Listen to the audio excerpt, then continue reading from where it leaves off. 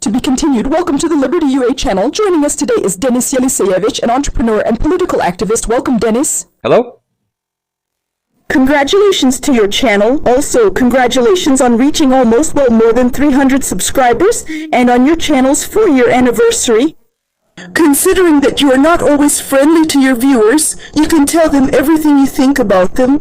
Even when they don't ask you directly, but ask in a way you don't like, you respond quite sharply to both men and women. But people love you, they subscribe to you. I want people to subscribe to our channel as well. What's your point? Maybe share some insights. Well, if you can call it a secret, it's that I'm genuine. You said I'm not friendly. I am friendly, but I have zero tolerance for outright idiocy. That's why I speak frankly. You know, it's politicians who always have to say, you are the most amazing people, you are the smartest, the most beautiful. There is no one else like you. And then, excuse me, to screw over these people, rob them, and leave. I don't need that, so I can afford to tell the truth both about the people I discuss and directly to people. And maybe they start thinking about all this if it makes them uncomfortable. But the most important thing is that I promote an ideology. That's the main thing. My acquaintances say, Denis is a bit rough, just a little rough. You always want to listen to him, but there's no alternative. People, there are plenty of alternatives, but if you share that ideology in Denis's position, please subscribe to his channel, subscribe to Liberty UA, write us comments, and like our videos. Thank you for being with us. So Ukraine is recovering from another terrible night. Last night, Russia launched almost 300 drones and more than 20 ballistic and cruise missiles. There have been 100 injured people reported across the country. A 12-year-old child has died. President Zelensky is currently in the Netherlands. He is receiving the Four Freedoms Award. He says that Russia must definitely be held accountable for this aggression. He is directly calling for the creation of a special tribunal. Some defense analysts say that on such days, a leader should be in the country. Others ask why. When we are always under attack, he is not in the country. On the other hand, do these awards and these elections, these speeches actually bring peace closer to Ukraine or punishment to Putin? Well, first of all, you don't have to be a conspiracy theorist or some kind of Zelensky hater to notice that in 90%, not 100%, but 90% of the most severe attacks, he is not in the country. That's the first thing. Second, when you're conducting peace negotiations, and let people just think about this, when you're conducting peace negotiations, yes, with the terrible Putin, with the terrible Russia that's brutally bombing, but at least you're conducting de jure negotiations with them. You're also mentioning a special tribunal. Well, you understand, how can I put it? Either Hitler has to shoot himself and the Nuremberg trials begin, or you're negotiating with him about peace, about a truce, about something. But it's very hard to combine both. But we've already been through this. He was negotiating, saying that he was negotiating, the peace summit, if you remember. And at the same time, he calls him a curse word starting with D.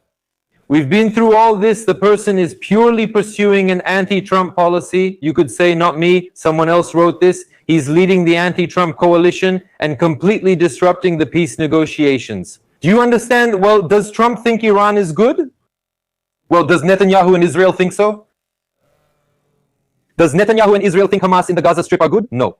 But the question is, are we making peace or are we not making peace? Here's one thing I want to tell you. Let every person during such terrible shelling immediately remember every propagandist who talks to them about victory. Every smart lady from Warsaw who writes on Twitter that there should be no compromise, only to fight to the bitter end. Let them remember all of this. Let them remember those videos about how great our weapons are, that we can liberate the Armursky Strait and protect everyone, bomb everyone, and in short, do everything.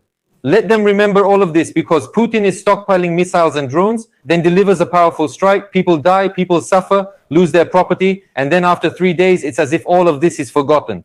And all these people could have been alive, that child could have been alive if peace had been made, and this thought should always come first. You see, in the cities, neither the mayors nor the city officials, no one is taking any action towards the territorial recruitment centers regarding the fact that they are also against people reaching out to them and expressing the idea that people want peace. No one, neither the Verkhovna Rada nor the local councils, is influencing this process. They say it's capitulation if we withdraw troops from Donbass. But why is capitulation only considered in this case? What if we withdraw troops from Donbass now? And earlier, when there was demining in Chonhar, when the Russians captured, for example, Mariupol, they immediately took it over. And they say they were prepared for their capture. Other experts say that wasn't considered capitulation at the time. If you compare giving up these lands now to the lands we've already given up, the capitulation was actually greater at the beginning. Why would the one who agrees to this so-called capitulation now be considered guilty? It's good that you added that. This is not a capitulation now. And it wasn't a capitulation back then either, it was betrayal. I agree that the losses Ukraine suffered back then, and even before that, remember Crimea and Donbass and the situation we're talking about now. And back then, you see, we gave up Crimea and Donbass without a single shot, and no one gave us any security guarantees. Good Obama, good Biden didn't say, guys, here are your security guarantees so that Putin doesn't go any further. They told Turchinov, not that I'm justifying Turchinov, a peacemaker, a first-class peacemaker, don't shoot, don't provoke, pull back, we'll sort everything out later. And we ended up in a situation where today we're discussing yesterday's insane shelling. That's how it works. President Trump says, agree to a tiny compromise, and then you get security guarantees and an 800 billion fund. But you see, Tatiana, of course, I'm doing everything I can and even what I can't, but it's very hard to go against such propaganda on my own. The propaganda told them that Trump is Agent Krasnov, a scoundrel, a villain with dementia. Useful idiots come out and say that he has dementia. And Biden was wonderful. And people, are even writing now. They say it was better under Biden, as if it's Trump who's launching rockets and drones at Ukraine. It's not Trump who's planning to send Kushtara Vitkov to Kyiv. It wasn't under Trump that several rounds of trilateral negotiations took place. That probably happened under Biden. And what I mean is, it's very difficult, very difficult. On the other hand, you said, what was that award with 4 in the name again? 4 minutes, please. 4 freedoms, 4 freedoms, freedoms. To the dictator, Roosevelt's 4 freedoms include free movement of money and people, freedom of speech, and something else as the 4th. Freedom from fear. They rely on the fact that we don't have freedom from fear, but believe me, people here are terribly afraid of those rockets. But we were given a goal. Let me explain, this is important and we missed it. I just remembered by accident. People live in fear in Ukraine, and now they're more afraid of the military recruitment centers than of Putin. That's how far it's gone. There's no free movement of money or people in Ukraine. Financial monitoring forbids transferring money abroad, and payment systems block it. So what freedom do people have, especially regarding freedom of speech? Isn't that why there's political migration? What kind of freedom is that? So for everything that Zelensky destroyed in Ukraine, they're giving him, here, the great man Roosevelt. The Roosevelt Prize on the territory of the European Union in the Netherlands. Tatiana, Europe, the countries are great, the people are great, Europe is great, but crap runs many of the countries there. They're the ones who wipe their feet on the idea of democracy, on the idea of Western civilization, on the people of Ukraine, on Ukraine itself.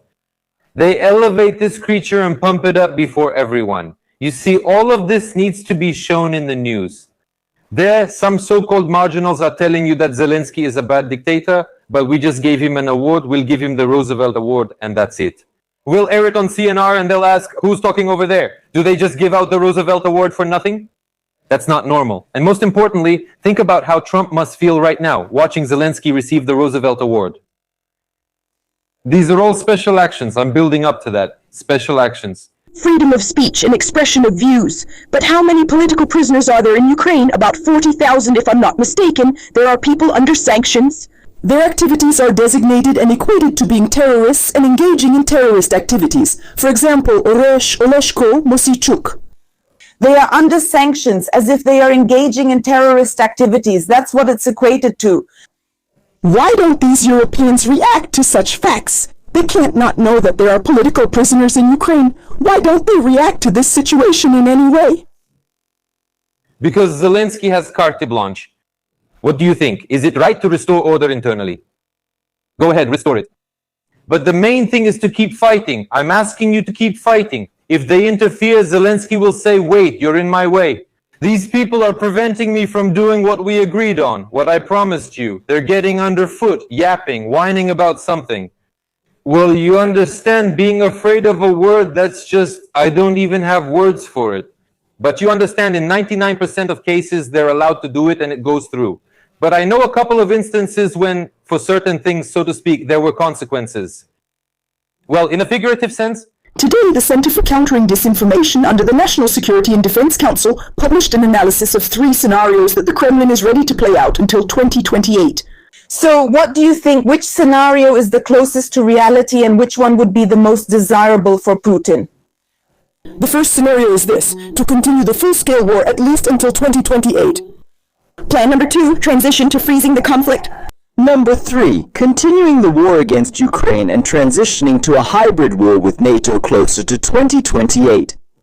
Which option is closer to Putin and what is realistic for Ukraine? are they making these predictions about Putin? Yes, from Putin's side, yes. And look, Did you notice the manipulation right away? Usually they give 2 options and both are wrong, but here they gave 3 and all 3 are wrong. Where is the option that the war will end completely?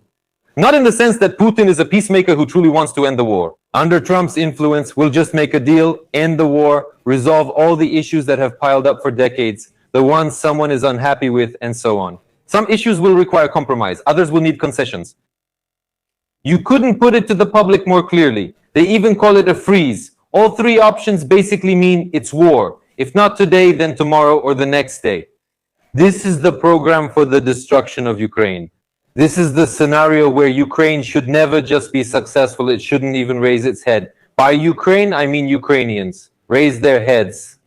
What economic success? What are you talking about? Forget all that. Your job is to fight. You are a buffer between us and the civilized world and Russia. You are a buffer. And by the way, this is in response to your previous question. That's why, Zelensky, you volunteered for this. No one else in the world would have agreed to something like this. Everyone else has their head on straight. Do practically whatever you want. From Europe's perspective, do as you wish. Thanks to Trump, you can now slow down in some areas. continuation. The other day I was watching a broadcast by Konstantin Bondarenko, and he said that the negotiation group working on Ukraine's side is divided into 2 camps, 2 groups, you can call it whatever you want. But one of them believes that it's impossible to stop this war right now because that would be capitulation and that's something that can't be done. Other representatives from the other camp say that the war needs to be stopped now because we can't keep fighting, but under conditions that won't allow it to start again in 5 years. Somehow, so that it would start again. None of the negotiators are talking about stopping the war here and now and making sure it never happens again. This is his analysis after talking with representatives from America. I'm not sure which ones, but that's how he summed it up and the conclusion he reached. It's pretty accurate. What do you think? I'm sorry, I missed at the beginning whose analysis this is. I heard everything except whose analysis it is. Konstantin Bondarenko. I know who you are. Absolute nonsense. America is negotiating, especially if he said it from the American side. He was given this information. The American side gave information about how the Ukrainian negotiation group feels about the talks. Excuse me? I'm sorry. The Ukrainian negotiation group may be acting that way, but look, it's actually a very complicated issue. Zelensky wants the negotiations to be conducted this way. But I know that Budanov, in some cases, handles the negotiations a bit differently with Arakamia. As for America, I want to assure everyone, America is negotiating from the position of, let's agree on everything now, let's resolve all the issues. Yes, it's very unpleasant, but sorry, no one is to blame here except our previous leaders. We couldn't influence whether Putin would or wouldn't do something. We had to act based on the situation and take our own actions. The way the country was governed, Putin attacked us because we were weak. And I want to tell you, how can I even explain this properly? How can I even explain this properly? In short, America definitely wants to resolve all the issues. Live not just peacefully, live without war, make money. That's putting it simply. Do you think there is actually a part of the negotiating group that wants to end the war but wants it to start again in 5 years? I can't rule out this possibility because I often watch the deputies. I remember once Kamilchuk talked about those guys who will come back from the front. They need to know and understand that at any time these aggressors can attack us again, so we need to gather, be ready for an attack, defend ourselves, and so on. So, in 5 years, our negotiation group says, we need to restore what we have now. Do you believe in that? No, I don't believe that anyone is actually saying that. Can you imagine Vitkov and Kushner are sitting there and someone tells them, guys, we want to end this, but in such a way that in 5 years it all starts again? This is an analysis of the conversations that are taking place. This is Mr. Bondarenko's evaluative judgment. Maybe that's how it was, maybe he's right, maybe he's not right. But let's put it this way. The reason I believe it is because I really know that there are forces. I've repeatedly named them, those who are interested in stirring things up, igniting conflicts, so that there's a clash and all of this works against Ukraine. And the worst thing about all this, Tatiana, is that it's disgusting, vile, and horrible. How can I explain this to you? How can I explain this to you? People have been convinced by propaganda that this is the only way it can be. You can easily check this with me. And if you look at the channels and interviews of government representatives or the so-called opposition, is there even a single word, guys, we need to live without war? There are no unique points. Let them call Eliseevich bad, but we need peace for Ukraine's success. They wear Make Russia with Mologa t-shirts, not Make Ukraine, but it's Make Russia with Mologa. That's a big difference. If someone says Russia should be made small, that's not about Ukraine's success. It's about war and an unrealistic fantasy that will never happen. And why is that? If you say make Ukraine great again, then you need to have some kind of action plan, justify your position, set an ambitious goal. But what can they promise? The EU, NATO, are they even being accepted there? Zelensky, like a broken record, is at it again today. I'll be discussing this on my stream tomorrow. He keeps repeating himself like a broken record. NATO isn't great, but we still need the EU. We no longer need NATO. They've made everything clear 35 times just this month. We need the EU, but that's not how to join. Even our closest neighbor, Poland, says there's no fast-track accession. Follow the same process we did. Why would Poland want another competitor trading with the EU without quotas? Why would they need that? Many other countries feel the same way. That's why some people sit there thinking the European Union will make us successful. Others sit there thinking that guy over there will make us successful. No. You can build your own country and a super economy without following directives from Ursula, the European Union, or their advice on how things should be done. We have a chance for success. Look at Argentina. By the way, have you seen the propaganda that's being pushed? I saw it, but with these laws that have come out in Ukraine, we'll discuss it with you next time. Yes. Let's leave it for later. I wanted to ask about Orban and Magyar. So why did Magyar change his attitude towards Ukrainians? What were we hoping for? We thought it would be like that. When Magyar comes to power, then he will no longer block the money that will be coming to Ukrainians. He will give this loan to Ukrainians. He won't be pro-Russian because they said that Orban is pro-Russian. At least about this, they talked about it on the official channels. Now we see that everything is not as we were told, not as we hoped. The money is blocked. He says that Orban should sign and approve this loan because all of this happened under Orban. And he doesn't promise Ukraine's accelerated entry into the European Union. There will also be no troops from Hungary on Ukrainian territory. Why did the opposition change, or did we misunderstand him? Well, that's what we said. I don't know about you, but I definitely didn't consider Orban pro-Russian. I definitely didn't think that Magyar, who is a friend of Ukraine there, suddenly changed his stance here. Magyar didn't change his stance. Magyar's program wasn't much different from Orban's. I currently support Orban, but I've never spoken badly about Magyar and don't plan to, as I'm certain about that. Despite the fact that globalists are behind him, he will do what benefits Hungary. He is pro-Hungarian. Not pro-Ukrainian, not pro-Russian, but pro-Hungarian. About the loan. Tomorrow, April 17th, negotiations will resume. Hungary will have the deciding say there. How is it with Magyar? Are you blocking or not blocking? Let's all see. And it's not about being pro-Russian here. My prediction: Magyar will not give in on any issues. They will block, speak negatively about the war, and continue to buy energy resources from Russia, which is quite logical in their situation. Some believe Hungary will go bankrupt just to please Ukraine by not trading with Putin. That's nonsense. Only children think that way. Real life is different. But specifically about the loan, my personal opinion is that he will give in. This loan won't come soon or quickly, but by the end of this year, it will be given. Because there are people behind him, and why do I think so? I'll explain right away. Because there are globalists behind him, and how do globalists operate? How does Soros operate? Yes, at first he invested his own money. And then he came up with a brilliant scheme with non-governmental organizations that are funded by US taxpayers. So there you go, the war will be funded by European Union taxpayers. But the main thing is the war. They need a war to unlock 90 billion that will go into certain sectors they lobby for. Everyone will make huge money. At the same time, they'll weaken Russia and brag about it. How are we punishing Putin? But people don't understand. Out of the 90 billion, 30 billion will go to cover social programs and previous debts.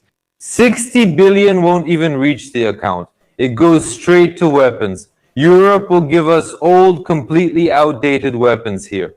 With this money that Ukraine is borrowing, they will build new weapons for themselves. If they pull this off, by business standards, they're just brilliant. But can you imagine, Tatiana, you take out a loan. I take out a car loan in your name and drive it myself. And I give you my old one. And you're like, oh my God, I'm so happy. I'll pay the loan for your new Mercedes, but I'll be driving a Daewoo Lanos. Well, that's pretty much the same thing. I can't understand our government, the position of our government. Yes, about the loan, what you're saying is true. To say that the government cares about the people, it's not even worth mentioning. Why would they care if they're not going to receive this money? The Europeans say, you'll spend this money on defense exactly as we specify. That is, they will say which factory to pay to whom for drones. All this money needs to be sent back.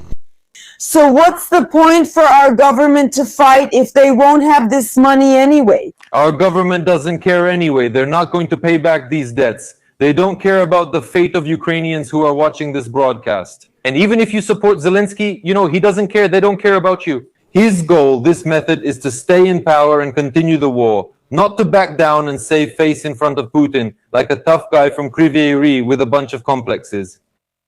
Yeah, for me, everything, that other approach doesn't work. It just doesn't work. He has his own specific interest. Let's take an average European citizen who pays these taxes. And let's remember that yesterday Russia published the addresses of sites in countries around the world where drones or other defense equipment are produced and sent to Ukraine. These locations were published, and it was kind of stated that these could be targets of attack because these countries are financing the enemy, meaning us, Ukraine, and supplying us with these weapons. Why does an average European citizen need all this, knowing that their home, school, or kindergarten is located not far from these places? They'll look at the map, see the address, and realize, I live here, I have to pay taxes. My government takes 40% of my salary, and it's putting me in danger. So why would voters need this at all? No, you see, it's not like Putin is asking them and Ursula isn't asking either. So what was that?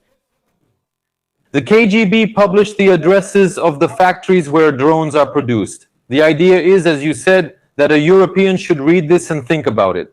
Wait, we're not at war right now. The economy is doing very badly in the European Union, and now they're going to bomb our country too. And you understand, you mentioned people. But there's more to it. This doesn't cost just a few cents. There are also the owners of these. It's a private defense industry. The military-industrial complex is private there too. So, and the private owner thinks, wait a minute, a missile could hit me for this, my enterprise worth tens or hundreds of billions of euros, and what will I do then? And the European Union itself is like, so are we putting ourselves at risk of being hit? Well, there's nothing unbelievable about this to say whether I believe it or not. It's pointless to guess. That's how the KGB operates. They're always rattling their weapons. Remember, they said if you give direct aid to Ukraine, we'll bomb you. In Germany, don't you remember they threatened a couple of months ago? To bomb there, that's how they operate. That's how it works. I would put it this way. It's a political move, a political step. Think twice. Do you really need this, or is it better to end it? But it won't work. It won't work. I'm telling you right away, Europe will, again, Europe all the time, all the leaders of the European Union will keep doing this. Let those European voters, they didn't choose Ursula, they just got her as a bonus with the European Union, but they did choose their own leaders. And for us, we only have rewards, we don't have freedom of speech, but we do have rewards. They probably don't have such a reward as we do, but they can turn to their government representative and say that they're against it. They don't want to finance this, they don't want this war, these taxes. Why do we need this? Why don't people do this? Because the same situation happened there as it did here. Tatiana, well, in Germany, people mostly watch Deutsche Welle and read Bild. These are two mouthpieces of left-wing globalists who day and night criticize Trump, and day and night talk about the terrible threat of Putin. And behind all this are economic failures. Unfortunately, I care about the European Union, but these are the economic failures of the European Union. And all of this needs to be hidden. There in France, their own state media are working, you know, and in each country, people seem to live in a different paradigm. They live in a different paradigm. And that's why they created a website in America now. If other sources of information for Europeans are blocked, then America will publish them on its website. That's exactly the reason. People are being cut off from information. Why do you think Elon Musk is their enemy? Why are they pressuring Durov? You can't let people find out, just like with our people. You can't let a person know what I'm telling you right now, for example. He should only have two concerns. So, first, Trump is bad, that's why our economy is doing poorly, and now we all have to come together, pay more taxes, keep quiet, and not demand anything, because Putin will be at the PD tomorrow. As Poroshenko used to say. That's it. It's easy to get someone hooked. But in reality, they might not even attack because they don't have those resources yet. Maybe they will. It depends on the Europeans, right? It depends on the Europeans, and these people, the Europeans, can ask their leaders, why are we buying oil from them if we're afraid of them because they might go to war with us and we'll be building our factories and they'll bomb us with missiles? Why should we do this? For some reason, the authorities aren't asked such questions. I'm telling you, it's because they're intimidated, cut off from information, and so on. But the fact is this. Europe is now paying Putin 2 billion euros a month for energy resources, while Trump is providing 2 billion a month in aid. Do you understand? And by the way, we talked about this loan and this Pural program through which NATO buys weapons for Ukraine and America. So now, with this loan, I think they won't buy anything from Trump on principle, fundamentally. Nothing that would affect the American economy. They will order from the Europeans. And as for Zelensky, as I think, according to their plan, look, we are independent from you. And then Zelensky will make a couple more choices and they'll cut off the intelligence data as well. Well, in short, you understand, Tatiana, all this that we've been discussing for half an hour, in the end, a person needs to know how to reason it out in their head. Will all this lead to the end of the war, or will it only fuel and prolong it? If it leads to the end, there's a chance to live and rockets won't be flying. If it continues, just look at last night, that horror, that nightmare, and many of our viewers have experienced it personally. Thank you. The president signed a law that will force Ukrainians to pay a 5% military tax for another 3 years after the war ends. The money should go to defense and reconstruction. But here's an interesting point. In the same document, lawmakers inserted, so to speak, at their own discretion, a provision exempting members of parliament from reporting on budget compensations.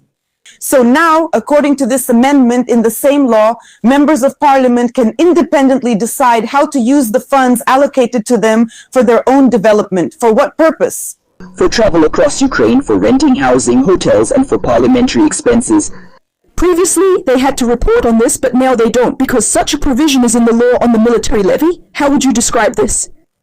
Freedom from poverty. So this military levy should be abolished next. When the new Verkhovna Rada takes office in the next term, whenever that happens, they should immediately abolish it, and all other taxes should be reduced. This needs to be abolished immediately. It's all just nonsense, just nonsense. A military levy in peacetime is nonsense. And for those who don't know, the military levy, which Poroshenko came up with at the time, is 1.5%, back when we had the ATO. Well, it wasn't used as intended, like this stream was supposed to go only to the military-industrial complex. It went into the general budget, which gets stolen. That's all. That's what people need to know. There was also a second question, about the financial monitoring of deputies, that it was made easier for them today. The National Bank of Ukraine, yes, there was such information that what needs to be done? If the National Bank somehow trusts this deputy, not only the deputy, but also the member of parliament, the minister, the judge, the prosecutor, their close relatives, politically exposed persons. If their client risk is low, the bank determines this individually. If there is no suspicion of money laundering or terrorism, then the National Bank of Ukraine will not conduct them. And to ask where they got the money from, if this amount is less than 400,000, and also if it comes through payroll cards. Well, here you go. I'll explain it to you briefly. For an ordinary, as we like to say, Ukrainian, well, let's put it this way, not ordinary, just a Ukrainian who is not in power, financial monitoring will scrutinize every single penny. This person doesn't have access. This Ukrainian doesn't have access to the budget to steal anything. We're talking about his own hard-earned money. Deputies and people like them have access to the trough. They're thieves. All of them are corrupt, and financial monitoring won't touch them. And I've always said, this country, they wrote bad laws for us and great ones for themselves. Or they write them in a way that we have to follow them, but they don't have to. When it comes to very big money, it goes outside Ukraine's financial system through offshore accounts, through more accommodating jurisdictions. A person, a small business owner, or even a medium one in Ukraine can rarely do this. Well, maybe a medium one in some cases. That's it. So people think about it. And all these conversations, like you mentioned at the start of the broadcast, that sometimes I answer people harshly. Well, do you think they will answer you nicely? They'll put on a vyshyvanka, sing in Ukrainian, and dance a lot in front of you. They'll tell you they're patriots, put their hand on their heart at 9 in the morning, sing the anthem, all that. But in the end, they'll rob you and walk all over you. You just need to make a choice. You either want the taxi sign or the ride. I'm offering the ride. This freedom from poverty, you see, this bill, the law that was just passed by the deputies and still needs to be signed by the president, it deprives people of their only home if they have debts. For example, if they couldn't afford utility bills? And the National Bank of Ukraine will not monitor a deputy whom it somehow trusts. So this is a direct instruction to a deputy or minister from the NBU. Give me a bribe and I won't investigate. You do whatever you want, right? Well, that's how it looks. Look, each bank will consider it individually. Either the NBU or each commercial bank will consider it. I can't say for sure, but I know that the amount of 400 tons is not from the NBU. Most likely it's not the NBU. Most likely the NBU issues a directive and tells the banks, here's the instruction, you have to decide. Well, the latest example is Hodorkovsky. Does Hodorkovsky have good relationships or just business ties with many politicians? Of course, yes. Of course, yes. And the other one? Of course, yes. State banks are all run by the same group, nothing more to say. With the national bank, is it hard to have good relations? It's all about clans. There are 2,000 very well-fed people there. They work in finance. They're the first to print money, the first to know everything. Well, in short, this is what it all comes down to again. It's a good system for their privileged insiders. This is not a country for the average citizen. And the citizen exists for the state. They have no financial monitoring, no criminal cases, no accountability, no elections, excuse me. An ordinary person is under financial monitoring. The slightest debt, they can take away your property. So who is this for? For the privileged or for the people? That's it. And it's so simple, but it's been so complicated for years, as you said yourself. It's already the 5th year that I've been explaining this. You just need to wake up and set different criteria in your mind. Because right now they're choosing, I already see posts about it. I voted for Budanov because he carries weight there, because he's respected there, because he's this, that, and everything else. You know, I rarely do this, write comments, okay, you gave such an extensive description, I have nothing against Budanov. That's a good example. It was the same with Zaluzhny. Can you write what political orientation Budanov or Zaluzhny have?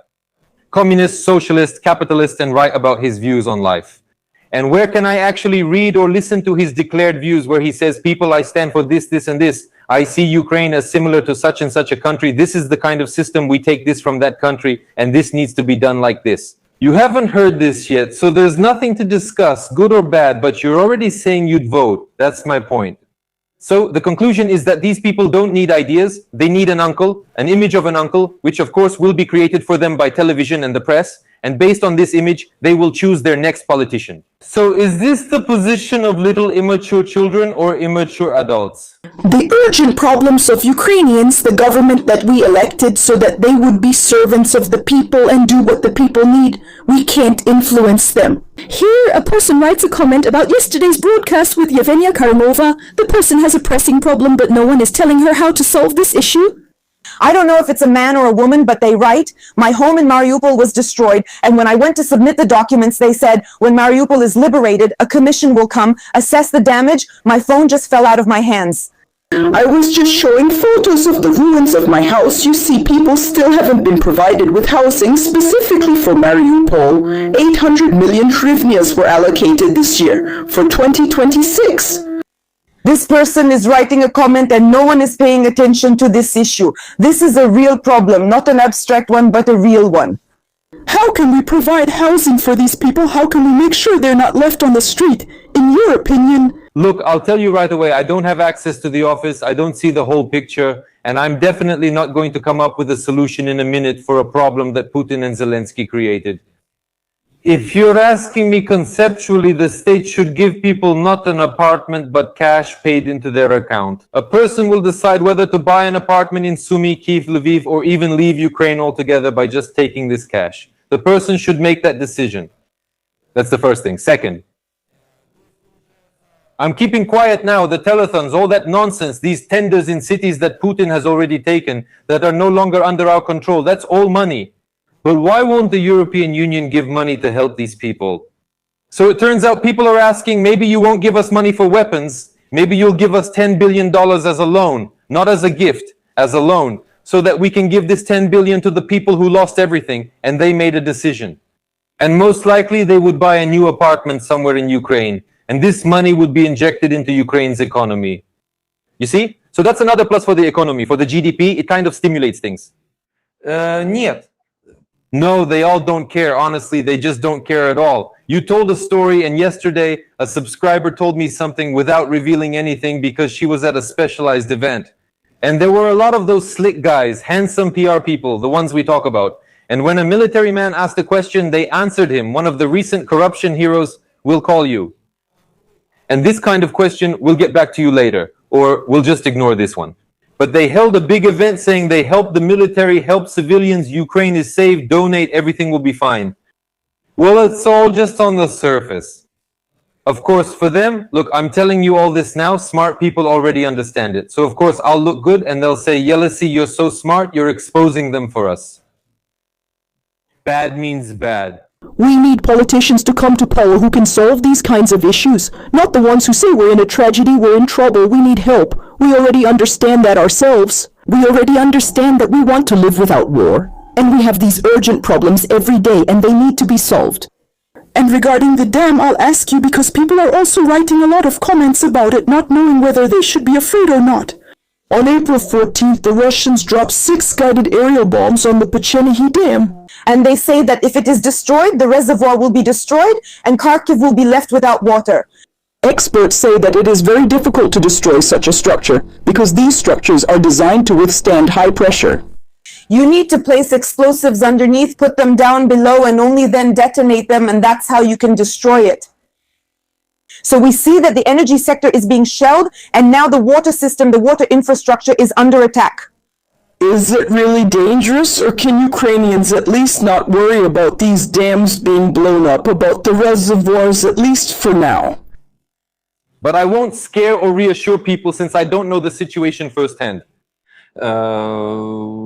It's pointless to scare people, but in general I can say that Putin does have such plans, and that's not a big secret. I also won't try to reassure you, knowing who's running the country. A simple, basic piece of advice, nothing special. Monitor all information, don't trust only official sources, double check everything, trust your intuition. But of course, always keep one thing in mind. The government will always deceive you. To wrap up our conversation, I would like to ask your opinion about Yulia Tymoshenko. Now, according to the court's decision, she can leave the country. There's talk online that she'll go to Croatia. In Croatia, she will meet with leaders of 65 countries. This meeting will not be about peace in Ukraine, but people are hoping that maybe she will speak and convey the opinion of Ukrainians about how they want peace. And she is perhaps the only person who can do this. She is the one who can create a transitional government which will then sign this peace agreement with Putin. A transitional government, Tatiana, is an absolutely foolish and stupid idea. That's my personal response to you. It's an absolutely foolish and stupid idea. It will consist of Poroshenko's, Tymoshenko's, Kira Rudik, and others like them. That's all it will be. This will lead to nothing. What we need are democratic elections. All parties that want to participate, all candidates who want to run, and people make their choice. And all of this is just a reshuffling at the feeding trough. It's the first time I've heard that Tymoshenko is going to Croatia to meet someone there. Let me tell you this. She will try to destabilize Zelensky's regime and remove him. I will welcome it. Well, political democracies, I welcome all of this. If we're talking, I already know which way the wind is blowing. Dorotich is probably ecstatic over there. Now Tymoshenko's guy will save everything. I'm not against Tymoshenko, Poroshenko, Zelensky, or personally say Kira Rudik. I'm against this system. Against the system. And as someone who's not part of this system, but its opponent, I'm not going to tell you. Tymoshenko will save everyone. She's against it, and so on. Situationally, we're allies with her. But when it really comes to some kind of elections, of course, we're complete ideological opponents. I'll tell you even more. I don't want to insult or offend anyone or anything like that. But the next president of Ukraine or a member of the Verkhovna Rada shouldn't come from the old political class at all. In general, all these people should be completely forgotten. All of them together collectively led to today's situation. You can run around, shout, scream that it's all Putin's fault. But Putin is a consequence, not a cause. A consequence, not a cause. There's Taiwan, for example, a country that the US hasn't officially recognized at all, but which is its ally. Next to it is China, the monster. Yet Taiwan has endured. People could shout all they wanted. It's the commies' fault. It's Xi Jinping. Anyone before him, all of you are damn scoundrels. If it weren't for you, there would have been success. But Taiwan has built an incredible country, the only one in the world that produces chips on which the entire IT industry and artificial intelligence depend. Only now are they starting to build the same kind in America. And why does China want to seize them? They don't need this little island of Cossack land. They need the technology. That's what they want. You understand, for China, it's just a speck, but they need the technology. And Russia is trying to seize us. Not because of the technology in Ukraine, not because of anything like that. It's just Putin's imperialist ideas that we're not a real country. All of it. Lenin, Stalin, Khrushchev, just a historical excursion. Feel the difference. Drotik, so talking about Tymoshenko, I checked this information. Indeed, there was a court decision that she can travel abroad. There is information that she is planning to go to Croatia. And there is information about these leaders. But what is he saying? His goal is to come to Ukraine freely. So he can come home whenever he wants and not fear this government like everyone else? Інші українці бояться переслідувань влади. And he says that he doesn't care who goes to negotiate with Putin. If someone went to those negotiations, signed a peace agreement, announced elections, and then everyone who wants to can participate in those elections in any way they can. I support that. Look, I support that. Nunu, go ahead and finish. do you have any reason to think Tymoshenko needs this? And if this is needed, well, Dorotik will tell us about it. Well, she has probably already discredited herself back in the day. And it's necessary to have some kind of network, a group of people who support this initiative that she supports. Do we already have such a group working for Tymoshenko's benefit or not yet? We have to go to the checkpoints. Dorotik really worked you over. Look, when Tymoshenko or her trusted representative calls me, tells me their plan and asks if I can support them situationally or something like that, then we'll discuss it with you. As for what Dorotik came up with, I don't join other people's camps. I'll say it again. As a businessman, of course, I know what deals, agreements, and situational alliances are, but I definitely don't join other people's camps. When I have first-hand information, I'll come out and say, Tatiana, you know, I'll support Tymoshenko or even Poroshenko, so to speak. But in a global sense, if tomorrow I find out that Tymoshenko can go and sign peace with Putin, of course I'll support her. But these talks about, and then we'll give you democratic elections, I really doubt that. Dorotik, I understand. By the way, he's also in political exile, basically. He left because he had his own problems and threats there. He can't return just like I can't. Well, can you imagine what it's like, what's happening to this country? So, the issue was the war. And Dorotik lived through the war, and I lived through the war. The issue is entirely with the authorities. You can't come home and see your loved ones. And in my case, there are also reprisals against my family. So I was on Canadian radio the other day, and a person calls in, turns out he's from Ukraine and lives in Canada. And he tells me, you're wrong, Zelensky is the best, anyone would do the same. That's exactly it, Tatiana. That's what these awards we discussed today have led to, all these pats on the back from kings, kisses from lords, from Tsama, from everyone. All of this led to raising him into this, a Churchill from AliExpress. You can't take your eyes off this Tymoshenko. In your opinion, is she a representative of the Party of Peace or the Party of War? We don't really know who the Party of Peace is. We can only guess that there are both kinds. It's not clear who belongs to which group. I had a whole debate about this term with Masichuk on another channel regarding the Party of Peace and the Party of War. I don't know who stands for what. I know that Tymoshenko, like everyone else, collects sociological surveys, sees trigger points, or Honcharenko goes out to the people, and whatever is needed for the ratings today, she will say it. Then she might just disappear for 6 months and you won't see or hear from her at all. Then there's a topic, she comes out, records a video, and she makes the video in the same style and intonation as always, just like she used to do back in the days when everything was lost. You know, like back during the 2008 crisis, it's been 20 years, that's the problem. If I knew Tymoshenko, her program is clear. 1, 2, 3, 4, 5, 6, 7. I still don't know what Tymoshenko stands for. For the people. She works for the people, for Ukraine. And for the extra payment, for the extra payment, for the extra payment. And not simply seize everything from the oligarchs. To be continued. Thank you. Nationalization, but it seems like people talk about it a lot, really talk about it, because maybe she created a network of people who work for her. That's what I wanted to ask you, of course. Of course, she created a network. She pays many people, naturally. But of course, all of this doesn't even come close. It's not comparable to what Zelensky is doing. That's where the network is. And in Ukraine, it's almost everywhere, practically everything. They've already reached the major English language ones, very big ones, places that used to be off limits. I know that for sure. I'm just shocked. I was recently shocked by a couple of examples. That's why Tymoshenko likely has a smaller budget and does what she can. I think she's organized, forming an alliance, and it's clear some politicians are involved, along with her favorite oligarchs. She fights them on her program, but behind the scenes, of course, she makes deals. She met with Ihor Valerievich so many times, argued, quarreled, and made peace. Can you imagine? I'll take everything from you, oppose you, but still want your support in the elections. Give something to the campaign budget. It's just a joke, not a funny one. I remember the broadcast with Yermolayev. He says that the oligarchs no longer influence anything, that a new era is already taking shape. That we also need a technocratic government to replace this one. Because he says we need to make changes right now, not wait for anything. This government won't make peace. We need to form a government now. Out of whom? Out of entrepreneurs, out of managers. He says these should be good managers, good businessmen, but not oligarchs anymore because their stage and era have passed. Tatiana? How can businessmen form a government? In general, I support his idea, ideologically speaking. Businessmen, those managers, yes, but how can they end up there if there are completely different people within the Verkhovna Rada?